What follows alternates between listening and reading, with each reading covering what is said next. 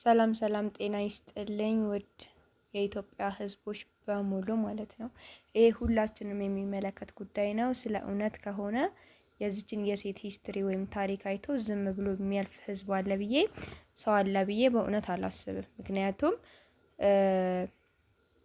እንኳን ለዚች ለሚስኪን ቀርቶ እንኳን ለዚች ለአንድ ፍሬ ሕፃን ልጅ ቀርቶ ሰው ላለው ለራሱ ለመወደድ ብሎ በጣም ብዙ ነገሮችን ያደርጋል።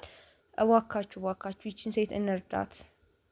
እውነት ሼር በማድረግ መርዳት ወደሚችሉት ህዝብ ጋር ብቻ አገናኟት። ሌላ ምንም ነገር አትፈልግም። በቃ መርዳት የሚችል አካል ብቻ እንዲረዳት መተባበር ብቻ ነው የኛ ስራ። እውነት ስለ እውነት ከሆነ ዘፈን፣ ሌላ አይነት ነገር ማየት የሌለብንን ነገር ለራሱ እናስፋፋ የለ እንዴ? አይደለም ችግረኛን ለመርዳት ቀርቶ ጎዳና ላይ እነዚህ ልጆች ይዛውታ እንዴት ነው የምትሆነው? እስኪ ያስቡት።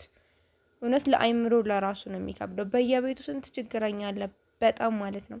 ስለ እውነት በጎ አድራጎት የምትሰሩ በጣም ብዙ እንዳላችሁ እናውቃለን። እባካችሁ የኢትዮጵያ ሕዝብ በሙሉ ይሄን ነገር ሼር በማድረግ መርዳት ወደሚችሉት ጋር ሼር እያረጋችሁ አድርሱ። ሴትዮዋን በአካል ማግኘት የምትፈልጉ ለራሱ በአካል ማግኘት ትችላላችሁ። ያለችበት ቦታ ለራሱ ቦታዋን እንልክላችኋለን። አይታችሁ ታሪኳን፣ ኑሯን ሄዳችሁ በአካል ለራሱ ማየት የምትችሉት ነገር ነው።